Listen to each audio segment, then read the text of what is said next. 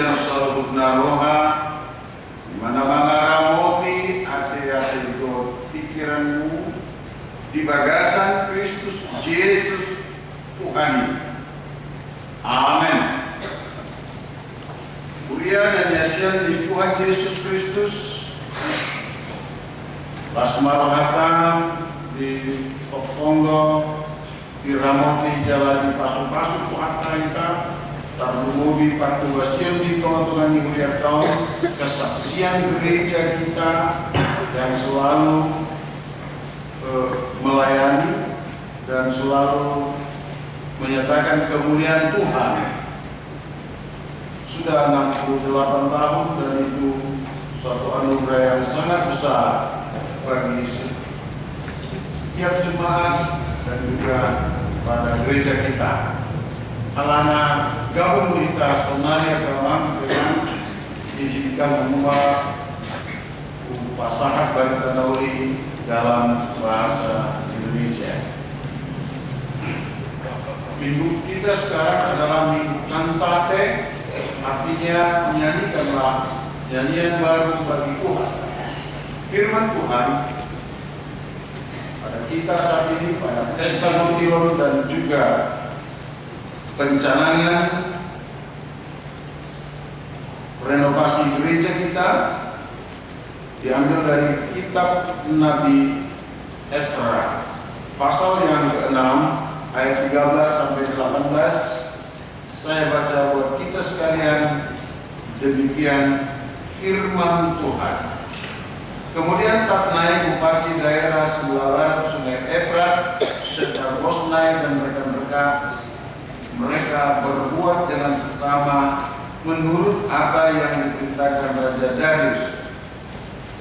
Para tua-tua orang Yahudi melanjutkan pembangunan itu dengan lancar, digerakkan oleh nubuat Nabi Habakkuk dan Zakaria bin Iddo.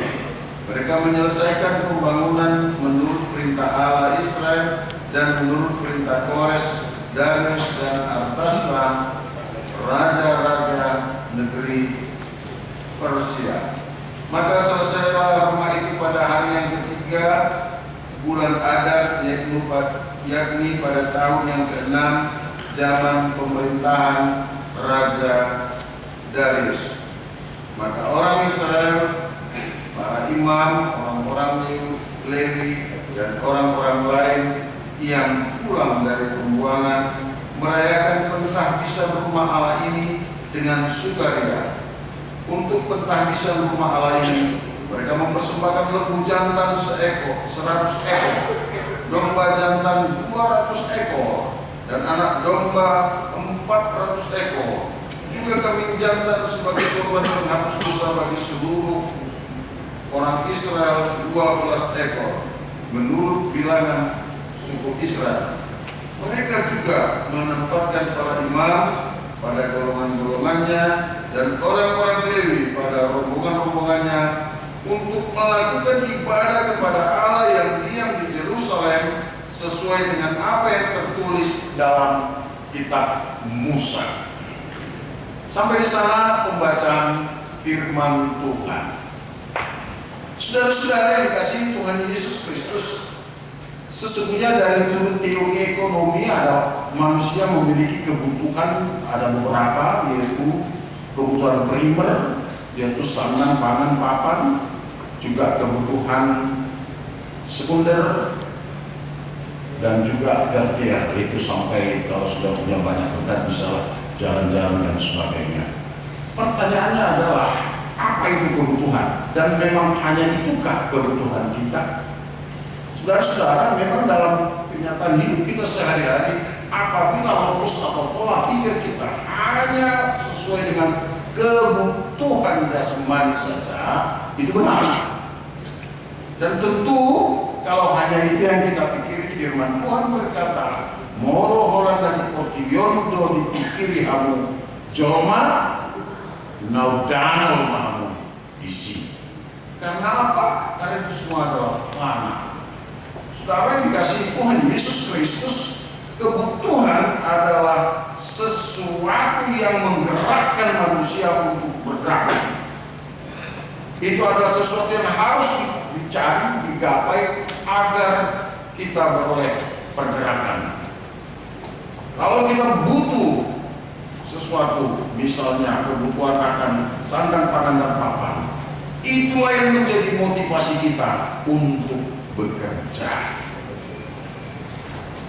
Jadi dengan demikian, kebutuhan dari akar kata butuh dan pada akhirnya memiliki makna yang menjadi motivasi manusia untuk bergerak, untuk bekerja, atau juga untuk menggapai sesuatu.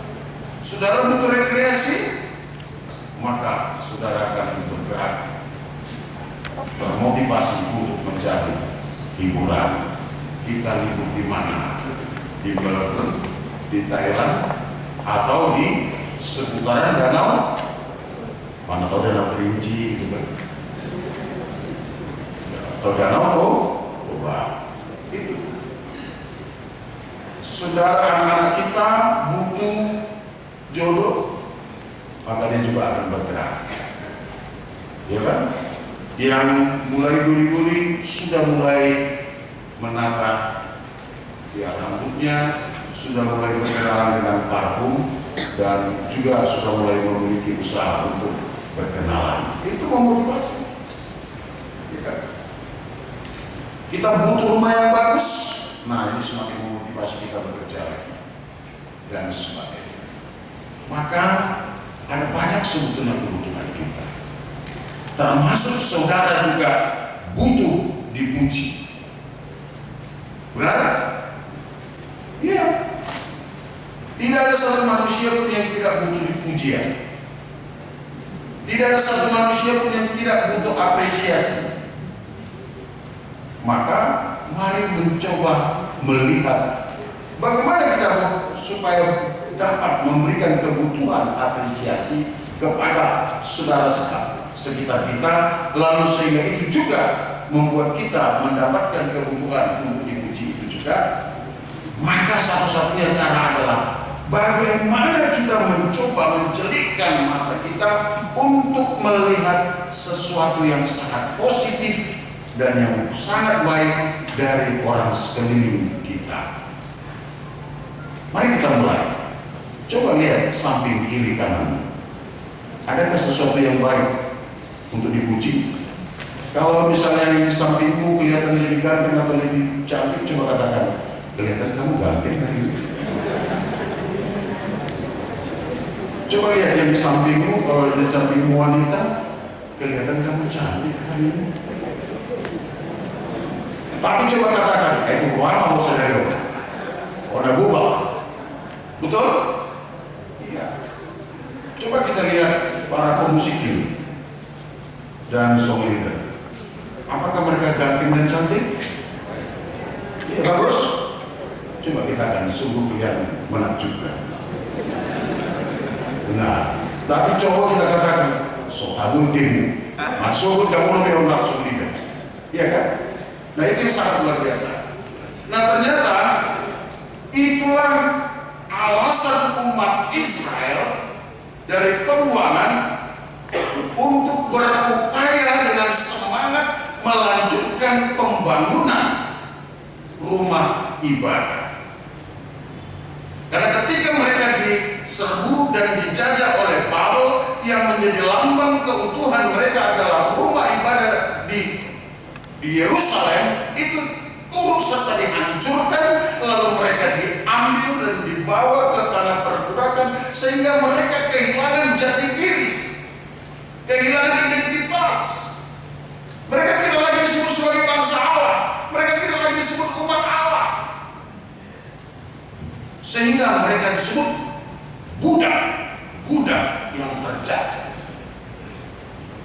Tidak ada tempat persekutuan, tidak ada tempat untuk saling memuji, tidak ada tempat untuk saling mendoakan satu sama lain dan meneguhkan satu sama lain. Saudara yang dikasihi Tuhan Yesus, maka mereka menjerit minta tolong kepada Tuhan, dan ketika jeritan minta tolong kepada Tuhan terdengar, Allah tergerak, Allah menggerakkan umatnya. Siapa saja Allah boleh pakai untuk mewujudkan rencananya, termasuk termasuk hal-hal yang sangat duniawi yang kita bisa lihat di sini.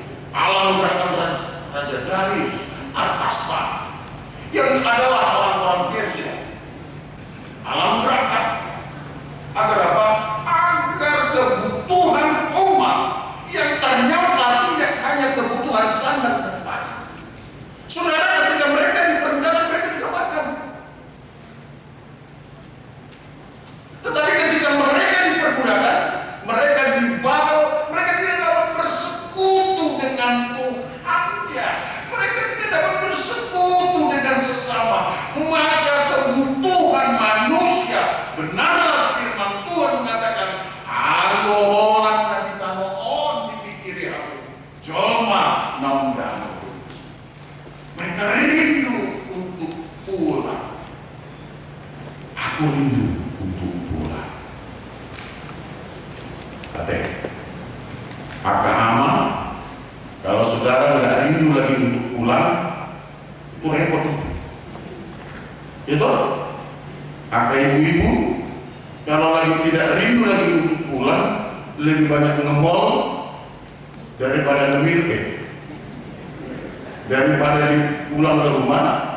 Aco, itu juga nggak bagus. Karena rumahku, rumahku, istanaku, rumah orang Batak lebih hebat lagi mengatakan. Anu bagasi, bagas, pangan, puoni, pasu-pasu, pangatarannya anak, pangataran ibu, parmianannya anak, parmianan ibu. Itu luar biasa. Ya kan? Jadi kalau ada orang yang nggak rindu untuk pulang, memang kita sudah harus teliti, termasuk aspek kejiwaannya.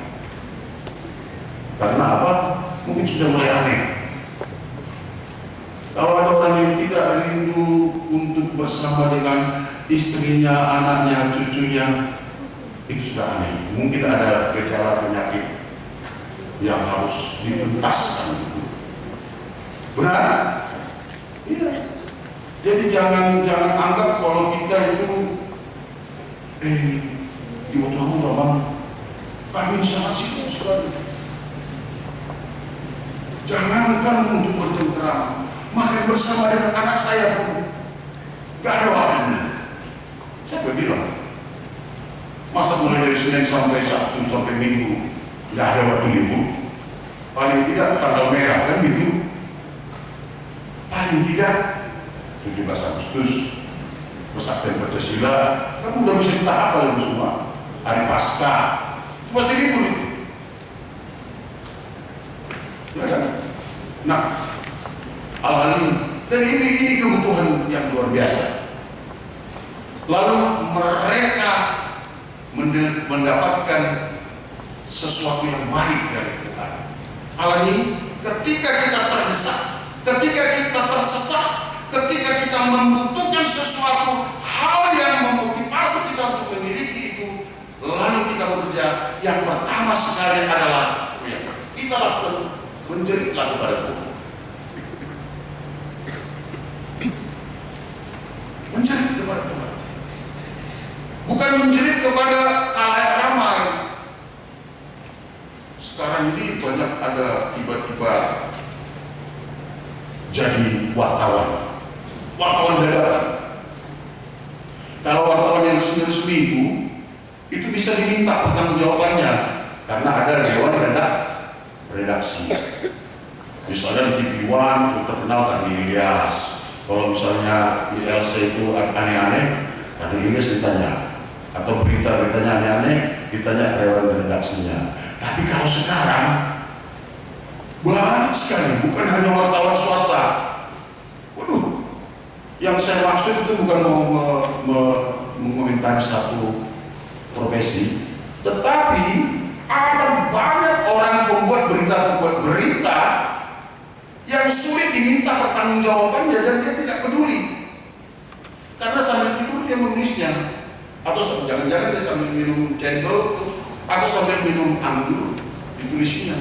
Hari ini terjadi gempa tsunami di postingnya Alvin Drake. panik orang. Ya kan? Nah itulah, tiba-tiba banyak sutradara, tiba-tiba banyak wartawan, banyak pembuat berita, maka bermunculanlah berita-berita hoax. Karena dia nggak berpikir dampak dari apa yang dia buat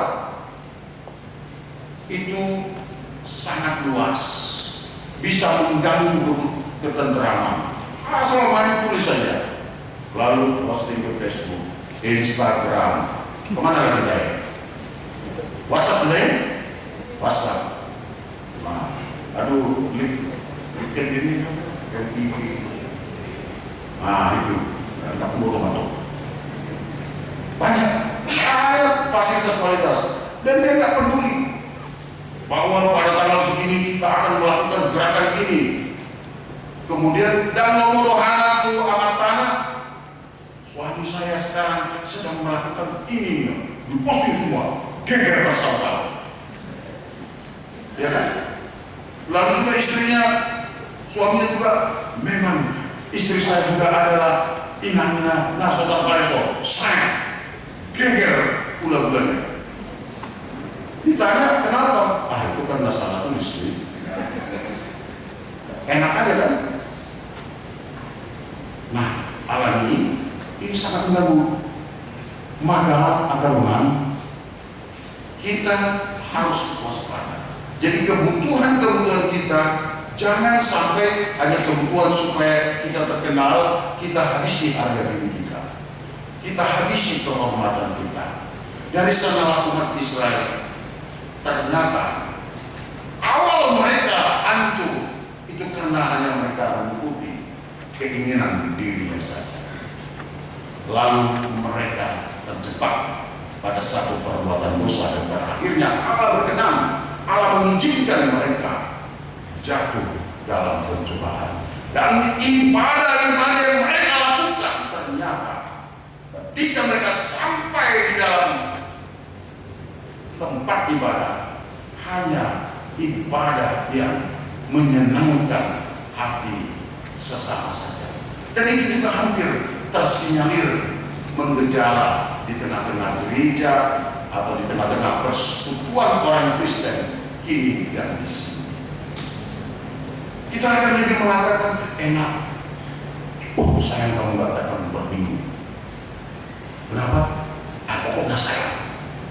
Kenapa? Tabu jemput. Kenapa? Batabu jemput. Buah batabu nak, bapak kok nak tabu? Buah batabu nak, bunyi bermekelek. Jadi sekarang kita ini ajar kita yang suka bisa bikin ketawa. Nah, patabu tabu honti. Awak sudah dibarita, nauni mengkoreksi akal. Nah taulah, memang sudah bodoh. Padi tadi tahu macam ini kan. Orang mana padi bodoh, kan loh. Sehingga kita pernah seolah-olah kita berpikir bahwa ketika para hamba Tuhan mempersiapkan ibadah, mereka beli amunisi hanya untuk seseorang saja atau untuk sekelompok saja. Itu tidak ada. Maka jangan sampai jatuh dalam percobaan. Jangan sampai ibadah-ibadah yang kita lakukan ketika kita datang beribadah hanya untuk menilai, ketika kita datang beribadah hanya untuk mencoba mengenak-enakkan bata-bata bohong si malon dohot pandini. Inilah yang sekarang sedang dikoreksi oleh firman Tuhan pada kita saat ini. Dengan topik minggu kita, nyanyikanlah nyanyian yang baru bagi Tuhan. Saudara, apa itu nyanyian yang baru? Jangan pernah berpikir lalu kita rame-rame kepada komponis untuk meminta supaya kita diberikan ciptaan-ciptaan lagu yang baru. Tidak.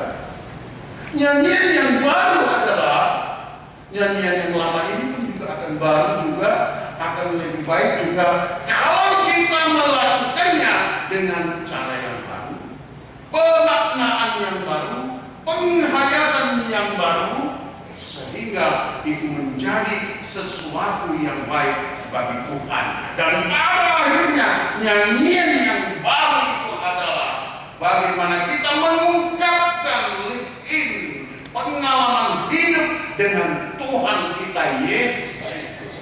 Maka dalam minggu kita saat ini kita ditanya, sejauh apa pengalaman hidupmu selama engkau orang Kristen, selama engkau mengatakan aku percaya kepada Allah Bapa, Putra dan Roh Kudus, apakah progresif imanmu bertumbuh?